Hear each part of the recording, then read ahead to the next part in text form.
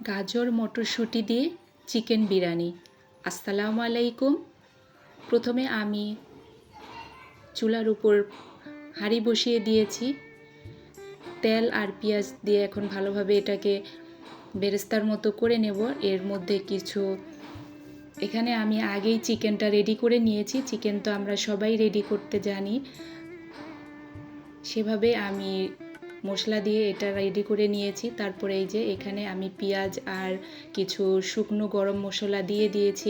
এটাকে খুব ভালোভাবে এখন বেরেস্তা করে নেব। তারপরে এখানে আমি 1 চামচের মতো মরিচের গুঁড়া আর 1.5 চামচ ধনিয়ার গুঁড়া দিয়ে দিলাম। এটা চালের সাথে দেব, তাহলে চালটা সাথে মিশে যাবে, সেটা খেতে ভালো লাগবে।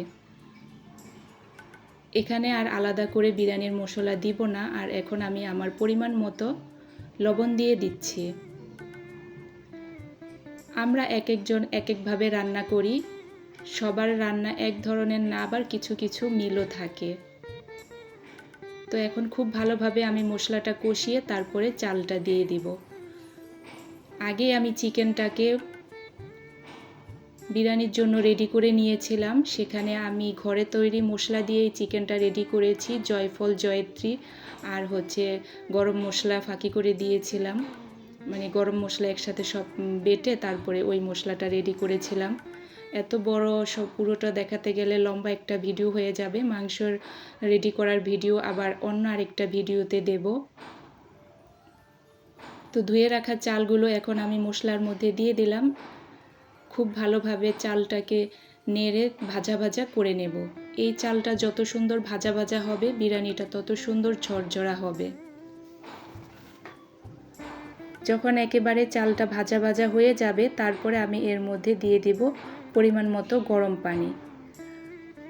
এখানে দেখা যায় চাল যা দিয়েছি তার ডবল দেব না, তার থেকে একটু কম দেব পানি আমি, কারণ বিরিয়ানির মশলার মধ্যে, বিরিয়ানির মাংসের মধ্যেও একটু ঝোল ঝোল থাকে হালকা। তারপরে যে ডবল দিলে অনেক সময় দেখা যায় যে ঝরঝরাটা হয় না, একটু মাখো মাখো হয়ে যায়। আর একটু যদি কম দেওয়া হয় পানি, তাহলে দেখা যায় সেটা খুব সুন্দর ঝরঝরা হয়।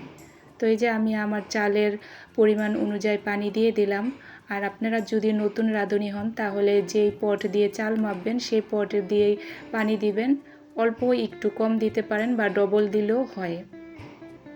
তো এই যে এখন যে চাল আর পানি গায়ে গায়ে লেগে এসেছে। এখন আমি মটরশুঁটি আর গাজরটা দিয়ে দিলাম। বিরিয়ানিতে এইভাবে এই সবজিটা দিলে দেখা যায় বাচ্চাদের খাওয়াও হয় আর স্বাদটাও অন্যরকম আসে। অনেকে হয়তো মটরশুঁটি দিয়ে করেছেন, গাজর দিয়ে করেননি, তবে একবার হলে এভাবে ট্রাই করবেন, সেটা খেতে আর একটু অন্যরকম মজা হয়। আমি খুব ভালোভাবে এখন সবজিটা পোলাওর সাথে মিশিয়ে নিচ্ছিলাম।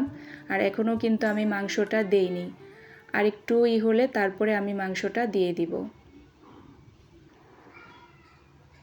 তো এই যে এখন যে আমি ঢাকনাটা উঠিয়ে মাংসটা দিয়ে দেব। এই যে রেডি করে রেখেছিলাম মাংসটা। এভাবে মাংস রেডি করা থাকলে যখন বাচ্চারা খেতে চায় বা হঠাৎ গেস্ট চলে আসে, তাহলে ঝটপট করে নেওয়া যায়। তো এটা আমি করে দেখা যায় এভাবে বক্সে ভরে ডিপে রেখে দেই। তারপরে আমার যখন মন চায় বা দরকার হয় তখন বের করে এইভাবে বাচ্চাদের করে দেই বা গেস্টদের জন্য করে নেই। আপনারাও যাদের এইভাবে করে নিতে পারেন, কারণ অনেক সময় দেখা যায় ঝটপট করার দরকার হয়, তখন করা থাকলে কাজ অনেকটা আগানো হয়ে যায়।